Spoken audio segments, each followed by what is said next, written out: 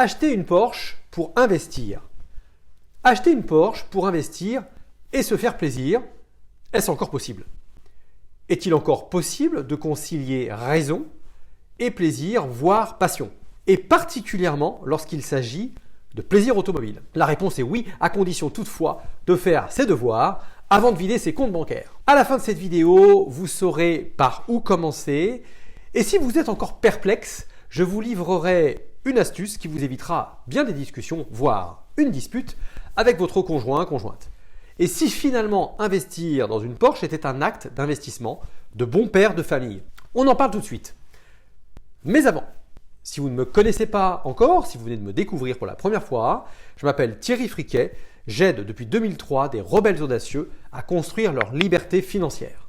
Je suis consultant et formateur professionnel. Acheter une Porsche pour investir et se faire plaisir, possible? Pour éviter que le plaisir ne se transforme en douleur ou que l'investissement ne se transforme en dépense, il vous faut faire les bons calculs en amont, vous poser les bonnes questions avant de passer à l'action. Déterminer un modèle à privilégier, savoir surtout quel modèle éviter et enfin valider votre budget. En clair, vous l'aurez compris, vous devez vous préparer, vous informer et enfin agir en décidant d'acheter ou pas. Acheter une Porsche pour investir, faire les bons calculs avant. Il y a 3 postes budgétaires à prendre en compte, dont un trop souvent oublié.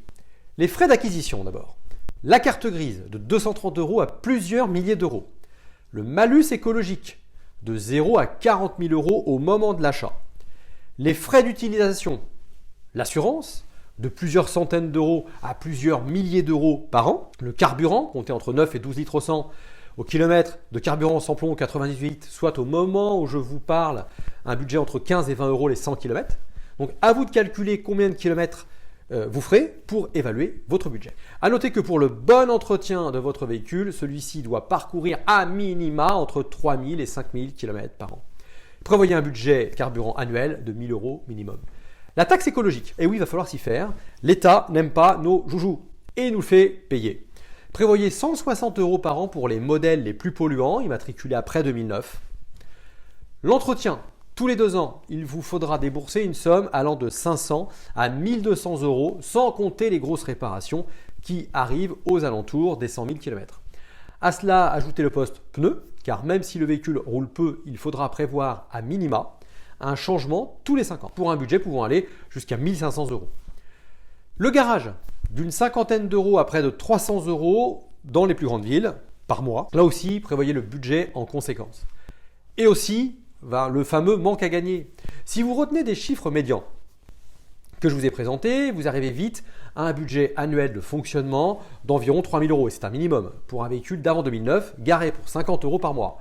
Il s'agit d'un budget le plus bas possible qui n'intègre pas les grosses réparations qui arriveront tôt ou tard avec des factures pouvant vite, très vite, atteindre les 4 000, 5 000 €.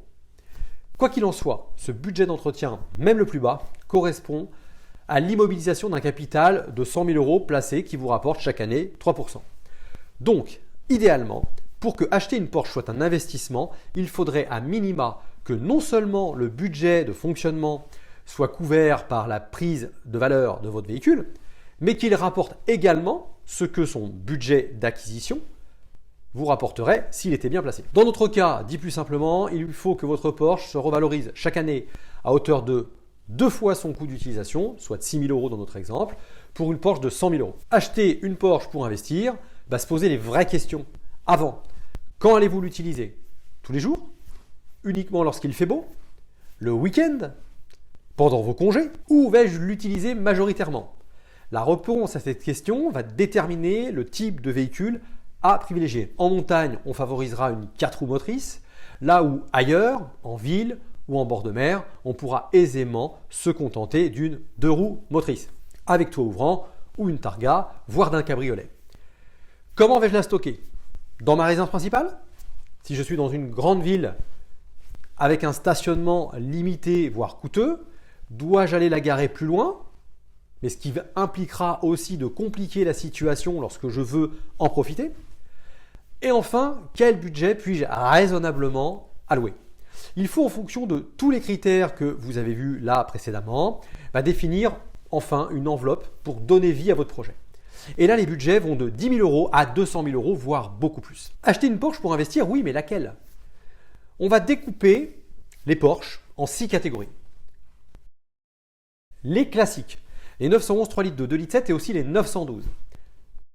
Vous avez également les Youngtimer. Ce sont celles des années 80 à fin des années 90. On parle majoritairement des Porsche 964, 993.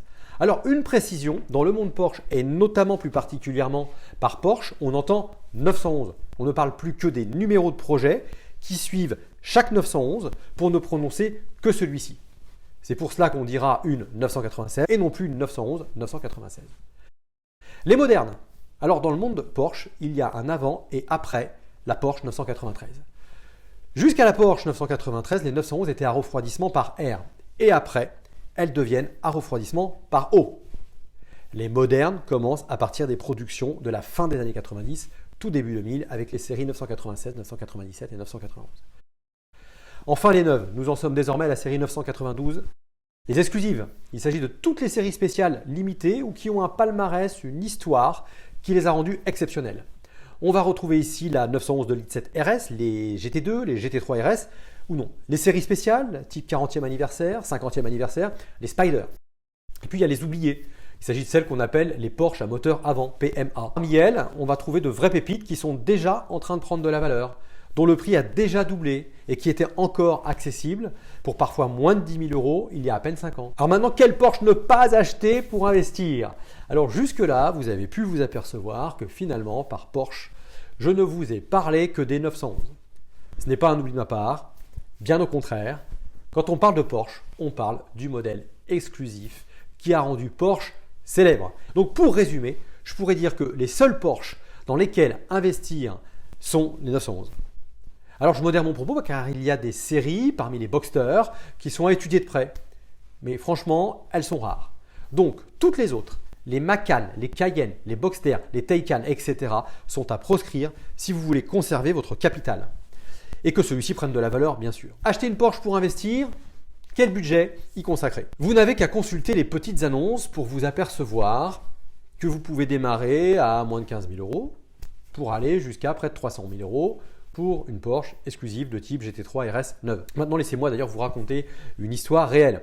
Un ami qui se baladait dans une concession Porsche demande au concessionnaire comment il se fait que la Porsche GT3 RS d'occasion qui est exposée dans le hall affichait un prix de 400 000 euros alors que la neuve au catalogue commençait à 200 000. Il lui répond tout simplement parce qu'il y en a eu moins de 600 produites dans le monde, dont 20 uniquement pour la France. Et c'est là que ce même vendeur lui a proposé une opportunité rare, précommander la toute dernière, alors que ce privilège est proposé uniquement à quelques clients très fidèles et passionnés. D'ailleurs, dites-moi en commentaire vers quelle Porsche allez-vous vous tourner pour investir. Comme d'habitude, je vous livre cette citation qui va vous inspirer. Si on n'échoue pas par moment, c'est qu'on ne sait pas défier. C'est Ferdinand Porsche qui a écrit ça. Acheter une Porsche pour investir, en synthèse. 1. Faire les bons calculs. Frais d'acquisition, frais d'utilisation, le manque à gagner. 2. Vous poser les bonnes questions. Quand allez-vous l'utiliser? Où allez-vous l'utiliser? Comment la stocker? Quel budget y consacrer? 3. Quel modèle privilégier? Plutôt une classique, une Youngtimer, une moderne, une neuve, une exclusive, une oubliée. Et puis 4, définir votre budget minimum, maximum. Si vous voulez aller plus loin dans vos objectifs et devenir libre financièrement, vous avez finalement 3 opportunités qui sont cumulables. La première, abonnez-vous à un message privé. La seconde, inscrivez-vous au webinaire s'il y a un lien en description. Ou 3, bénéficiez d'un audit de 30 minutes pour définir votre meilleur plan d'action. Quoi qu'il en soit, redevenez un leader rare, rebelle, audacieux, proactif et entreprenant pour une vie plus libre et passionnée, la vôtre. À très bientôt.